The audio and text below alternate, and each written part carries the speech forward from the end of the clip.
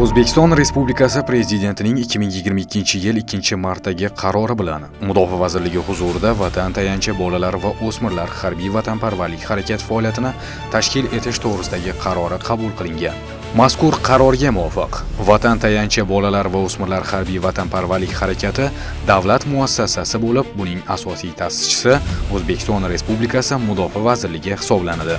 O'zbekiston Respublikasi Mudofaa vazirining tarbiyaviy va mafkuraviy ishlar bo'yicha o'rinbosari Vatan tayanchi harakati faoliyatini muvofiqlashtirib boradi. Tabiiyki, ko'pchilikda Vatan tayanchi harakati qanday tashkil etiladi va Vatan tayanchi harakatiga qanday a'zo bo'ladi degan savol tug'ilishi tabiiy. Ta'lim tashkilotlarida chaqiruvga qadar boshlang'ich tayyorgarlik rahbari boshchiligida sinflar sonidan kelib chiqib, tarkibi 20 nafar 10-11 sinf hamda akademik litsey va texnikum o'quvchilaridan iborat bo'lgan Vatan tayanchi otryadlari tuziladi va ularning faoliyati Vatan tayanchi harakati tomonidan muvofiqlashtirilib boriladi. Ushbu otryadlarga ta'lim tashkilotlari o'quvchilari ixtiyoriy ravishda a'zo bo'ladi.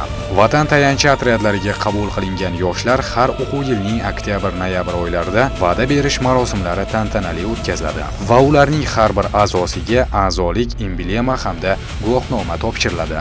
Davra suhbatlari, konferensiyalar, amaliy mashg'ulotlar, treninglar hamda madaniy-ma'rifiy, ommaviy madaniy va boshqa tadbirlarda qatnashish uchun bir hududdan boshqa hududga, shuningdek O'zbekiston Respublikasi Mudofaa vazirligi tizimidagi harbiy qism, muassasalar va harbiy poligonlarga yuborilganda jamg'arma hisobidan oziq-ovqat bilan Temurbeklar maktabi harbiy akademik litseylarining o'quvchilari uchun belgilangan me'yorlarga muvofiq ta'minlanadi. Vatan tayanchi harakatining asosiy vazifalari quyidagilar hisoblanadi. O'sib kelayotgan yosh avlodni vatan taqdiriga daxldorlik, ma'naviy axloqiy, milliy va umuminsoniy qadriyatlar hamda qonunlarimizga nisbatan yuksak hurmat ruhida tarbiyalash, shu bilan birga ko'ngilli volontyor sifatida jamiyatimizdagi yolg'iz, keksa, ijtimoiy himoyaga muhtoj urush faxriylari holidan xabar olish. Erkin fikrlaydigan, mustahkam, bilimli, jamiyatda munosib mavqeini egallash qobiliyatiga ega, mustaqil qaror qabul qilishga qodir, mamlakatning, xalq va o'z oilasining farovonligi va yanada rivojlanishi orzusida bo'lgan vatanparvar yoshlarni tarbiyalash, o'quvchi yoshlarni tuzilayotgan otryad atrofida birlashtirish va jipslashtirish, ular orasida harbiy vatanparvarlik, o'quv-tarbiyaviy tadbirlarni amalga oshirishda asosiy tashkilotchi sifatida faoliyat yuritish, o'quvchilarda o'qish va intizom bo'yicha yuqori natijalarga erishishga ishtiyoqni uyg'otish hamda ularga o'rnak bo'lish uchun faol harakat qilish.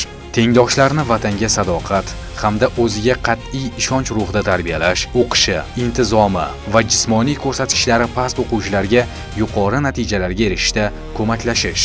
Ta'lim tashkilotlarida o'quvchilarning bo'sh vaqtlarini mazmunli o'tkazish uchun qulay shart-sharoit yaratish. O'quvchilarni turli xavfli g'oyalar va tashqaridan ommaviy madaniyat niqobi ostida kirib kelayotgan salbiy ta'sirlardan himoya qilish. Xo'sh, bu harakatga a'zo bo'lish o'quvchilarga nimalar beradi? Vatan tayanchi harakatining faoliyatida faol ishtirok etgan hamda ta'lim tashkilotlarini a'lo baholar bilan tamomlagan har bir vatan tayanchi otryadining bir nafar a'zosiga hamda Vatan tayanchi harakatining vatanparvarlar harbiy sport musobaqalari va mahalla yoshlari o'rtasida o'tkaziladigan shijoat va g'ayrat musobaqalarining respublika bosqichi g'oliblariga Vatan tayanchi harakatining imtiyozli tavsiyanomasi beriladi. Shu bilan birga, ushbu tavsiyanomaga ega bo'lgan otryad a'zolari Vatan tayanchi harakatining tegishli tavsiyanomalariga ega bo'lgan Vatan tayanchi otryadi a'zolari qurolli kuchlar tarkibiga kiruvchi vazirlik va idoralarning oliy harbiy ta'lim muassasalari hamda oliy harbiylashtirilgan ta'lim muassasalarining tegishli ta'lim yo'nalishlariga o'qishga kirishda test sinovlari yoki yakka tartibdagi yakuniy suhbat natijalariga ko'ra to'plagan ballarning 5% miqdorida qo'shimcha ball shaklida imtiyozga ega bo'lishadi. Shuningdek, Jasorat maktablarini a'lo baholar bilan tamomlagan Vatan tayanchi otryadlarining bir nafar a'zosiga O'zbekiston Respublikasi Prezidentining 2024-yil 15-noyabrdagi 393-son o'quvchi yoshlarni chaqiruvga qadar boshlang'ich tayyorlash tizimini yangi bosqichga olib chiqish chora-tadbirlari to'g'risidagi qaroriga muvofiq Mudofaa vazirligi tomonidan belgilangan tanlab olish tartibiga asosan oliy harbiy hamda yuridik ta'lim muassasalariga kirish uchun tavsiyanoma beriladi. Vatan tayanchi harakati tomonidan Respublika oliy harbiy ta'lim muassasalariga kirish uchun berilgan tavsiyanomalar berilgan sanadan boshlab 3 yil mobaynida amal qiladi. Bundan tashqari, har yili sentyabr-oktyabr oylari davomida Vatan tayanchi harakatining markaziy apparat xodimlari hamda Jismoniy tayyorgarlik mutaxassislari tomonidan jismoniy tayyorgarlik ko'rsatkichlari yuqori bo'lgan harakat a'zolari saralab olinib, xorijiy mamlakatlarning bitiruvchi sinf o'quvchilari o'rtasida o'tkaziladigan xalqaro harbiy sport o'yinlari va musobaqalarda ishtirok etishadi. Xalqaro musobaqalarda ishtirok etadigan vatan tayanchi harakati a'zolarining musobaqalarda ishtirok etishi bilan bog'liq bo'lgan sarf xarajatlari Mudofaa vazirligi huzuridagi Vatan tayanchi bolalar va o'smirlar harbiy vatanparvarlik harakatining rivojlantirish jamg'armasi mablag'lari hisobidan moliyalashtiriladi.